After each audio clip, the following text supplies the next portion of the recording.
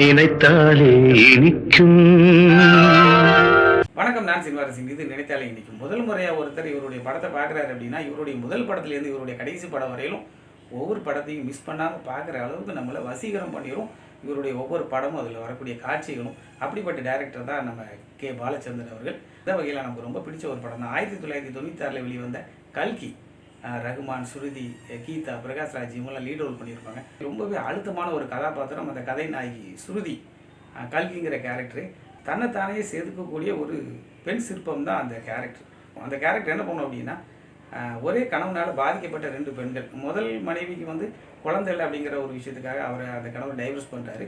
2வதாக ஒரு மனைவியை சேர்த்துக்கிறாரு. அந்த பெண்ணுக்கு வந்து குழந்தை பிறகுது. அதே சமயத்தில் அவங்க கொஞ்சம் படிப்பு கம்மியாக இருக்கிறாங்க. இவர் என்ன சொன்னாலும் அவங்க கேட்குற இடத்துல இருக்கிறாங்க. அந்த ஆணாதிக்க மனோபாவத்தில் அந்த பெண்ணை இவர் ரொம்ப டார்ச்சர் பண்ணுறாரு. இப்படி பாதிக்கப்பட்ட அந்த 2 பெண்களுக்காக 3வதாக ஒரு பெண் களத்தில் இறங்குறாங்க. அவங்க தான் அந்த கதை நாயகி ஸ்ருதி, கல்கிங்கிற கேரக்டர். அவங்க இவங்க 2 பேருக்கு நியாயம் செய்கிறதுக்காக ஒரு விஷயத்தை செய்கிறாங்க. அந்த கேரக்டர் ஏன் அந்த விஷயத்தை செஞ்சாங்க அப்படிங்கிறது கிளைமேக்ஸில் சொல்லியிருப்பாங்க. இப்போ அந்த வாடகை தாய் அந்த மாதிரியான ஒரு கான்செப்ட் இருக்குது பாருங்கள். இதை வேற ஒரு வடிவத்தில் சொல்லியிருப்பார். இந்த முதல் மனைவிக்கு 2வது மனைவிக்கு என்னெல்லாம் டார்ச்சர் பண்ணாரோ அதே டார்ச்சரை இந்த பெண் அவருக்கு செய்வாங்க. அது எல்லாமே வந்து கைத்தட்டல் வாங்கக்கூடிய காட்சிகளாக இருக்கும். நம்ம ரொம்ப ரசிக்கிற காட்சிகளாக இருக்கும். பிரகாஷ்ராஜ் வந்து அந்த 2க்கு நடுவில் ஏதோ சொன்னீங்க அப்படிங்கிற மாதிரி ஒரு டைலாக் ஒன்று, ரொம்பவே ஒரு பிரபலமான ஒரு டைலாக் அது. அதே மாதிரியான ஒரு விஷயத்தில் இந்த பெண் பண்ணுவாங்க. அவ்வளோ சூப்பராக இருக்கும். முதல் மனைவியாக கீதா வருவாங்க. அவங்களுடைய ரோல் ரொம்ப நல்லா இருந்தது. அதே போல் ரேணுகா ஒரு அப்பாவி பெண் சர்வெண்ட்டாக வருவாங்க, பாத்திமா பாபு.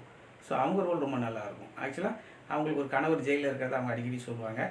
அது எல்லாமே ஒரு யூனிக்கான ஒரு ஐடியாவாக இருந்தது. அந்த கணவரை கடைசி வரைக்கும் காட்ட மாட்டாங்க. பிரகாஷ்ராஜ் ரொம்பவே ஒரு அருமையான ஒரு கேரக்டர்.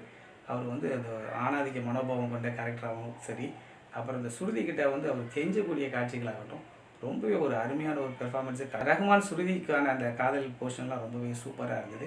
இந்த படத்தை எல்லா கேரக்டரும் நமக்கு ரொம்ப பிடிச்சா கூட அந்த கதை நாயகி கல்கிங்கிற கேரக்டர் நம்மளால் எப்போவுமே மறக்க முடியாது. பாலச்சந்தர் படங்களில் இந்த பெண் கதாபாத்திரங்கள் எப்போவுமே ரொம்ப சிறப்பாக எழுதப்பட்டிருக்கும்.